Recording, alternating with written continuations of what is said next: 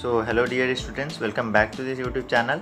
और हम इस वीडियो में जो भी हम एक कोड बनाने वाले हैं और उसमें हम कोई भी इनपुट देंगे तो उस इनपुट को वो फ़िल्टर करके ये बता देगा कि जो इनपुट हमने दिया है वो इवन है या ऑड है।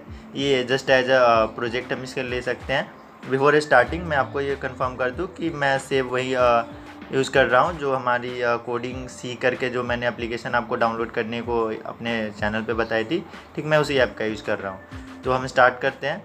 तो जैसा कि हमने इंक्लूड stdio.h को वो किया हुआ है और इंट मेन करके हम इसमें जो भी कोड है हम इसको लिखने जा रहे हैं। तो सबसे पहले हम क्या करेंगे, हम दो वेरिएबल डिफ़ाइन कर लेंगे।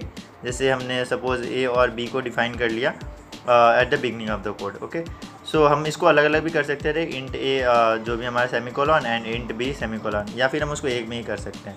तो हम अपने कोड की जो भी लुक है उसको अच्छा करने के लिए हम ऊपर उसका जो भी मकसद है या जो भी टॉपिक है हम वो लिख देंगे। So this code is to find even और ऑड नंबर। सो हमने लिख लिया एंड हम उससे कोई भी स्कैनफ से करके हम जो भी इनपुट है यूज़र से हम वो ले लेंगे। सो हम स्कैनफ फंक्शन को कॉल करते हैं और आफ्टर दिस हम इसमें क्या करेंगे, जो भी हमारा इनपुट वैल्यू होगा वो %d जो भी होगा डिजिट के फॉर्म में होगा, उसको हम एज अ डिजिट के फॉर्म पे ले लेते हैं एंड कॉमा दे के हम जो भी वैल्यू यूज़र इनपुट करेगा उसको हम a में भेज देते हैं। ठीक है, तो ये हमारा तरीका होता है लिखने का। अगर आपको समझ में नहीं भी आ रहा है, बस आप देखिए धीरे धीरे जब जैसे जैसे आप कोड करते जाएंगे आपको समझ में आ जाएगा कि चीज़ें हो क्या रही है। तो हमने जो भी आया था वैल्यू उसको वहाँ भेज दिया। अब जो हमारा a होगा वो हमारा इंटीजर a जो भी हमारा वेरिएबल जो हमने डिफ़ाइन किया हुआ है उसमें सेव हो गया। अब हम क्या करेंगे, जैसे हम कोई एक वेरिएबल को हम डिफ़ाइन किया हमने, इसको हम करते हैं जैसे b इज़ इक्वल टू जो भी हमारा %a होगा, हमारा जो वेरिएबल a होगा उसको हम %2 करते हैं। एक्चुअली %1 हमारा अर्थमेटिक वो होता है जिससे अगर 2 से उसको डिवाइड करते हैं तो कितना हमारा रिमाइंडर बचता है ये चेक करने के लिए हम उसका यूज़ करते हैं। और हम यहाँ पे एक सेमीकोलन से इसको एंड कर देंगे।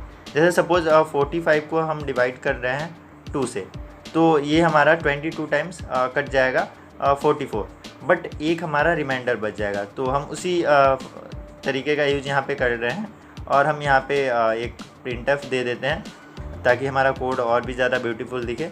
जैसे हमने यहाँ पे /n दे के यहाँ पे हम बहुत सारे स्टार्स दे देते हैं ताकि इससे क्या होगा, हमारा कोड जो भी इनपुट वाला एरिया और हमारा जो रिज़ल्ट वाला एरिया होगा ये डिफ्रेंशिएट हो जाएगा। ये मुझे बहुत पसंद आता है ये देने में।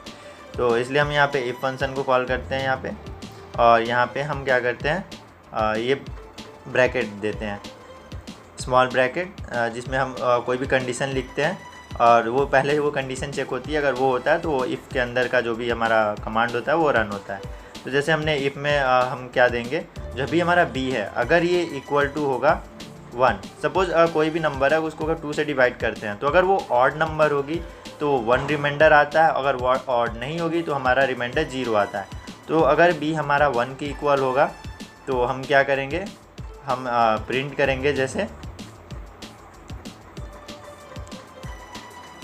printf, और इस printf में हम डाल देंगे जैसे you entered entered, एक्चुअली यहाँ पे हमें एक फॉर ये देना होगा ताकि ये नेक्स्ट लाइन में आ जाए। you entered %d and this is a odd number, an odd number. Actually we are grammatically correct now. And यहाँ पे हम एक ये बताएंगे कि इसको जो भी हमारा %d की वैल्यू है वो क्या है, वो जो भी हमने a इंटर की है वो है। तो यहाँ पे मुझे लगता है हमें ये नेक्स्ट लाइन वाली चीज़ दे देनी चाहिए। फिर यहाँ पे हमने जैसे इसको वो किया तो हमको यहाँ पे ये एंड करना होगा। हमने इफ़ को एंड कर दिया तो यहाँ पे एल्स, अब हम एक एल्स दे देते हैं अगर 1 ना हुआ तो या तो 0 होगा या तो 1 होगा। इसमें 2 ही कंडीशन बनते हैं। कोई भी नंबर को आप 2 से डिवाइड करो, या तो रिमाइंडर 0 होगा या तो 1 होगा। इसके सिवा कोई और नंबर रिमाइंडर हो ही नहीं सकता है। तो हम उस लॉजिक का यूज़ करते हैं यहाँ पे। एंड अगर वो 0 होगा तो क्या होगा, printf अगेन हम /n करके you entered %d and this is an even number। So hope हमारी कोड बिना किसी एरर के रन करेगी। सो यहाँ पे हम लिखते हैं कॉमा दे के, जो भी हमारा ए होगा वो यहाँ पे आ जाएगा, और हम इसको एंड कर देते हैं यहाँ पे इससे। तो यहाँ पे हम एक और printf दे देते हैं, ताकि हमारा जो भी कोड हमारा लास्ट में जो एंड हो रहा है वहाँ पे हमारा ये एक और आ जाए, ताकि वो और ज़्यादा अच्छा लगे। ये चीज़ करने में मुझे बहुत मज़ा आता है, ताकि हमारी कोड जो ज़्यादा से ज़्यादा ब्यूटीफुल दिखे। एंड यहाँ पे कोड एंडेड।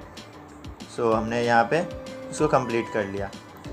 सो आप देखिए ये बहुत ही सिंपल कोड है। जैसे कि हमने स्टार्ट में दिया है, this code is to find और ऑड नंबर, इवन और ऑड नंबर। सो स्कैनअप से हमने यहाँ पे इनपुट ले लिया, जो भी हमने इंटीजर ए में भेज दिया, एंड बी को हमने क्या किया, ए जो अभी हमारा परसेंट होता है modulus 2।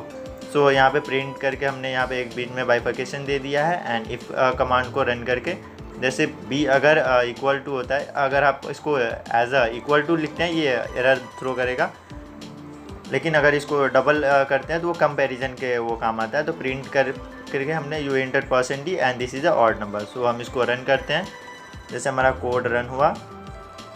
So this code is to find even और ऑड नंबर। सो हमने सपोज कोई नंबर एंटर किया 45, तो 45 क्या है, you enter 45 and this is an odd number.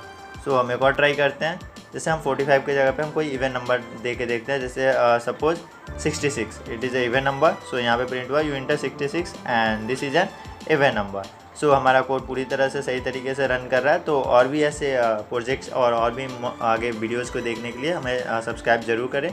सो मिलते हैं नेक्स्ट वीडियो में। Till then take care and bye bye.